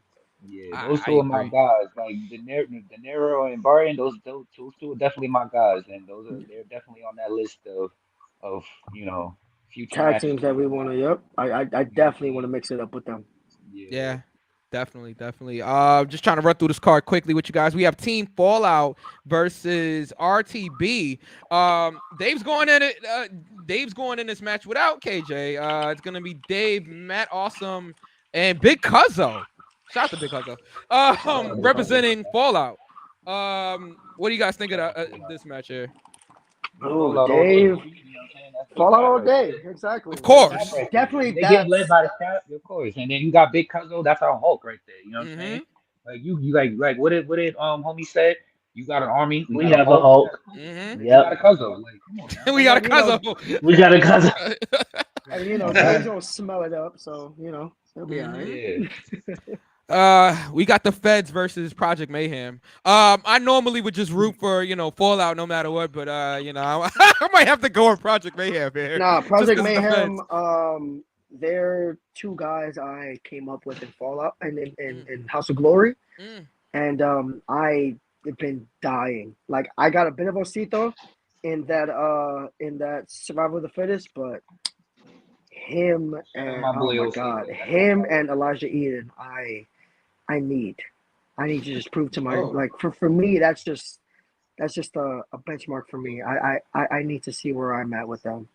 Like that's just a personal thing that I need to see. Osito's one of my guys. I would love to mix it up with him, and I love their creativity when it comes to them smiling. Yep. So Elijah, that's definitely up there too. Elijah was Elijah was the Batman of my Superman. Let's see what happens. All right, let's keep going here. We have Vinny Pacifico versus I don't want to mess up his first name. Is it Nicoli? I'm sorry. I don't think I met him. His last name is White. What is it, Nikolai? Could be Nikolai. I think it's Nikolai White. Yeah, I'm not familiar with Nikolai. I'm sorry if it. Nicolai? It's pronounced not how it's spelled, Knuckles. Okay. Listen, I'm also intoxicated. Okay, let's. Listen, the truth comes out. Don't say that. Don't say that you're the only person drinking. We've all been doing that. That is true. So I'm interested. I'm interested in that. We have a lot of great matches on this show here. Mike Law is colossal. Mike Law, Coach Law is going to be defending. Coach Law is going to be defending here in a 6-way. Cosmic's in this match. Nimrod's in this match. A couple of people. A lot of people's in this match. I like Cosmic. That's my favorite right there. Shout out to Cosmic. He's my favorite wrestler. Character. I love that guy. Definitely. Nimrod is a Oh my. Nimrod's a one of one. He definitely is. He's Even when one he of was on this one. show. Like it's like God blessed us with Nimrod. Yeah. Like that's how I look at it. Like, My favorite thing that Nimrod ever told me was thank the God below. Mm. And I was like, that's amazing. Wow. Cause it was, I don't know, it was the first time I ever heard that, and I was like, this is the guy. it's like you would think he's a character, like he's being like a persona or No, a it's him. character. It's him. It's him. I'm He saying is it's him. him. It's not But him turned up to 1,000. He is it's on him. 1,000 at a It's whole all the time. There's no off switch with him, and that's what's so yes. great about him. Definitely. And it's crazy because we had Nimrod up here. I actually ran into him at We Are Wrestling, and literally the whole time, like you would think he's like playing a character, but it's really him. Yeah. He's a great guy. And in the main event, we have Flip Gordon challenging Steve Pena, Coach Pena, for the franchise championship, I believe. I don't think the 5 Points championship is on the line. I think it's the franchise championship. Wow, that's gonna be something. Flip Gordon. Let's go, Pena. Honestly, I just feel like that's just another notch under Pena's belt right there, man. I Like agree. Pena's A lot that of guy. people, Like yep. A lot I've of been people are jacking sleeping it. on Pena, but I've been jacking it it's since Pena. I've been jacking it since last year. Pena is the king of New York when it comes to the independent wrestling scene. When it comes to Yep. just representing New York, living in New York, and putting on the best matches in and out of New York. Yeah, that's just my opinion, honestly. Listen, Like, when you have a guy like Moff saying that Pena is what New York wrestling used to be back then, you know that's what you have. You know that that's exactly what you are. You know, and again, Pena's another guy that he's a guy that I want to test myself against. You know, I want to see, like, I feel like him right now. He's the guy that because especially for me, like I want that strong style. That's what I want. You know, I need that hard hitting style. It's just like he's everything with that, and it's like he's the perfect emulation of that New York and that new. I feel like that New Japan style. They blend so perfectly. It's like I want that. It's like if I can test myself with that, I'm good. I feel like he's created his own style in a sense that just hasn't been like fully noticed just yet. And honestly, he's molding me to the way how I am as a wrestler myself. Like I honestly would give Pena like 110% of that credit. Like the style of wrestling that I'm completely into now, and how I want to like present myself as a wrestler, it's based off of him. Like that's the guy right there. Like I mean, don't get me wrong, like I would love like everything my all my other coaches, Coach Mike Law, Coach Marsha, Coach Santi, I love them to death, all of them. But Pena, that's like as a New York wrestler, New York State, New York City, the way we have our own style, we have our own where we're grimy. It's like basketball. Basketball, New York City basketball players have their own swag when it comes or their own the way they play. New York City wrestlers, we have our own way of wrestling. And Definitely. Pena is that number one like master sensei, like when it comes to that style. He'll say he's gotten it from Homicide and all the OGs from back in the day and whatnot. And honestly, I believe he just molded what they've done and just modernized it. So that's his style, and I will always give him credit for that. Nice. Just you guys get in the ring with him. Just watch your chest. I heard Gamble told me after their match, his chest was hurting for like 2 weeks. I'm his top dummy, bro. Like I don't feel my chest no more. Just it's one of those sensei teaching the kid like beating the kid till it's numb and he don't feel pain in the fist no more. That's me. Like the more chops I don't feel it. Like. Listen, I give him 2. All right. Okay. All right. I give him 2. You hear Landon? Like, yeah. He's made me into the demon I am when it comes to chopping. Like that's one of my favorite things. I love chopping. You especially if you hit hard, that's all his fault. blame Well, him. I'm well, sorry. V's crazy because V was gonna let Ping chop him at Jobber Slam, and I said, whoa, whoa, whoa, whoa, whoa, no, no, no, Willingly? no, no. Yeah, Yeah, no, no, you're King V bugging. right Willingly? here, No, Oh, King V right no, here. okay. He you're was gonna let, bugging. yeah, No, you're wild. Yeah. yeah, I Yeah, mean, but you're wild. I was also intoxicated. yeah,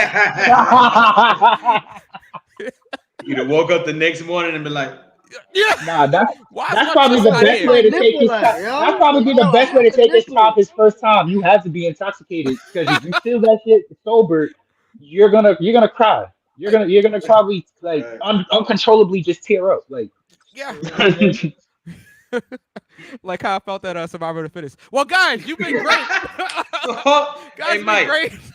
um, Hey, we Mike. appreciate you guys coming on tonight. We really do. We Oh my appreciate you god, guys for thank having you. us Of and course, having us on your show. of Hey, course, of Mike. course. Thank you so Yeah, much. yeah. What's I going on, got. Knuckles? I wanted to ask them one more quick Yeah. question.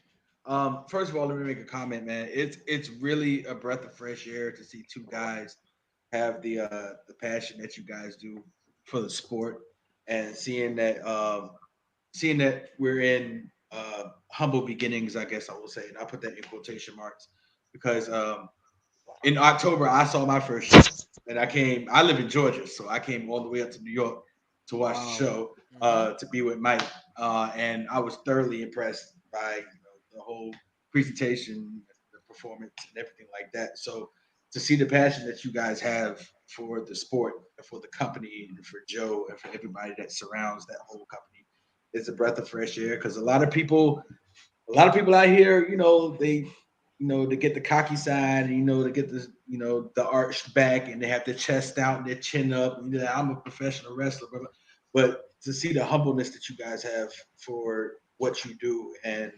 seeing where you're starting and where you want to go, like Landon, you were commenting on like what you wanted to do after your wrestling days. Like that's super dope to like have a wrestling bar and be a teacher and everything. That's like super dope. And Bam, you had to think about it. Yeah, I think he caught you off guard, like when he asked that question. Nah.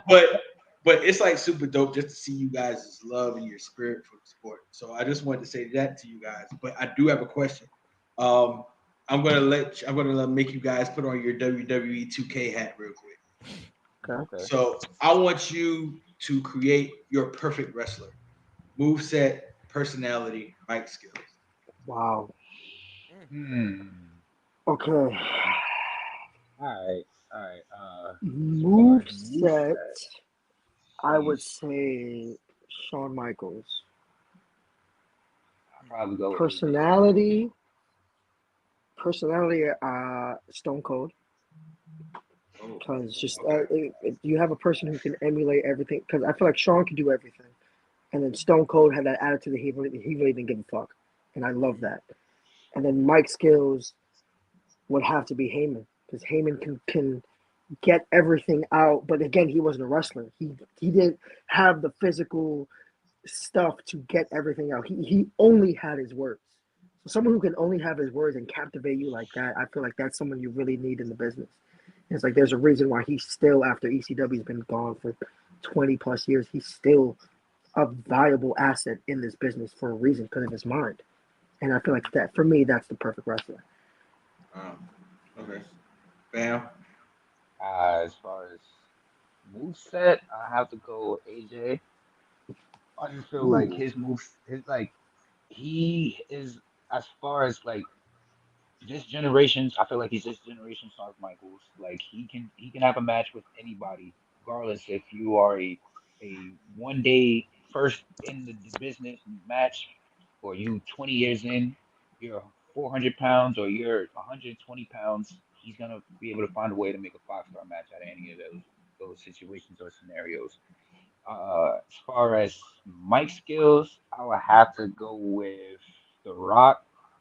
Man was just too captivating, Mm-hmm. and then he just had the catchphrases. Catchphrases is what's catch. It's I feel like catchphrases in wrestling is like a good hook in rap. You get a good catchphrase or you get a good hook, you're in the money. You know what I'm saying? So if you can come up with a whole bunch of them, and you can tell a great promo around that on top of it, and still big up or down your opponent. Yeah, that's just That's amazing right there. And then what was the last one? Personality. Personality. Okay, as far as personality is concerned, I'll have to go with Shawn Michaels. Mm. And I'm talking like 90s Shawn Michaels. Right. Mm-hmm. Yeah, like flamboyant, just out there. He knows he's the man.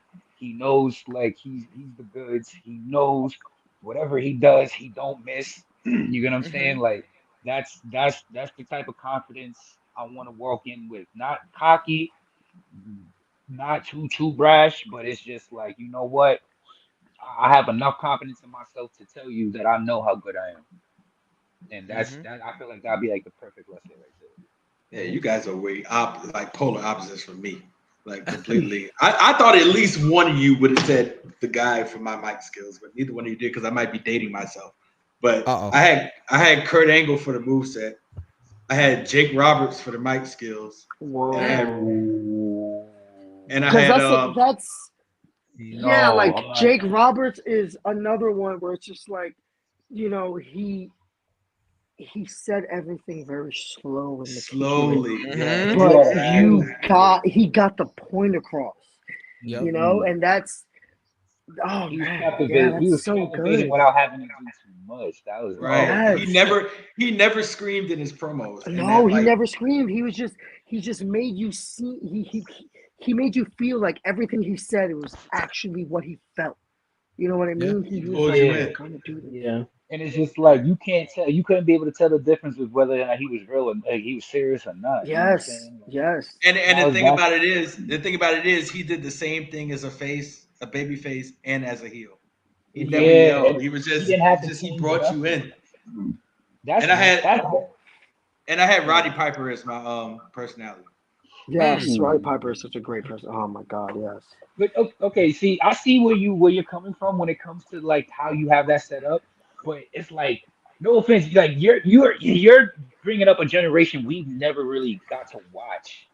I'm Yeah. You know what I'm old. saying? So it's like Not because you're dating we yourself. hear like we hear like we understand and we hear the legends and how good they are, and we will Yeah. always have respect. But it's just like we are. It's like how kids would say like, "Oh, LeBron is better than Jordan," because it's like Right. kids never Ugh. seen Jordan play, so Yeah. they don't know how great he was. So we ourselves don't know how great they were per se, unless we have to go back to watch Right. and whatnot. Okay. So it's just Okay. like So I understand right. why you have and those are great options, but it's just like if So you if was you looking were for us to get those, it's like yeah, we're if not in you that generation Yeah. to Yeah. understand how right. great they really were. And that's not a slight to them. It's just we wish didn't exist to see it. Yeah. If it were current times, it would be Kurt Angle moveset, MJF Mike skills, and Randy Savage personality. Oh. All right. That makes That's not sense. bad at all. That's a good combo. I mean, especially with Good Yeah. combo. MJF. See, I thought you said WWE. I wanted to use MJF. So No, I just just kept everything with just WWE. overall. Yeah, just overall. Yeah. Okay, I get it. So next time I'll have the right answer for that one. Well, well, guys, I you mean, you said AJ your first one. Technically, he wasn't. Well, now he's a I was WWE as far as guy, the but mic skills though. As far as mic skills, I had to switch it up because I'm thinking we was going all with straight right, WWE. all right. You make sense. You make sense. definitely. Well, we got to let the Golden Glovers get some rest. They have a huge match going on today, as of right now on the East Coast here. It's after 12. Yeah. Ooh. So we are going to let the Golden Glovers go and get rested before their big match. Yes. Anything that you guys have to plug, anything that you guys want to promote, this is your time. Please. The floor is yours. Follow Megaland on YouTube. It's actually my girlfriend and I's YouTube channel. If you want to see some behind the scenes training, see some of what we do. We actually travel around to different baseball stadiums. We're trying to hit every single stadium. So if you guys want to see that, would love for you guys to come over and follow us on Instagram as well, official_Megaland. Thank you guys so much for having me on here. Love you guys. Always appreciate this. Thank you so much, man. Definitely. Thank And I'm you. gonna follow that page also. So I'm Thank you, of man. I appreciate you. course. And Bam. you follow me on Twitter at KC_Bambino. You can follow me on Instagram at King Cesar Bambino. That's not all one word. There's a dot in between the King and the Bambino. The Cesar and the Bambino, my fault. Pretty much. Want to shout out to the Fallout. Shout out to Joe Kim, Joe K, everybody, all the management, Masha, Santi, Malal, everybody, Pena. Much love to everybody. Just shout out to everybody. Thank you guys too for giving us opportunity to showcase who we are as a team, and honestly, just appreciate the opportunity. For y'all first podcast, you guys, like that was amazing. Like nobody, you know what I'm saying? It was. So Listen, and I watched a lot of Joe Rogan. All right, I watched a lot of Rogan. See me, I'm an 85 South guy, so I was trying to keep it PG. Oh, we're not PG. Have you heard V? We are. Have you? No, funny. Me alone. Cursed, I was like, I'm good. Yeah. We're not PG. No, This we ain't are WWE, not. pal. We're farther. We PG.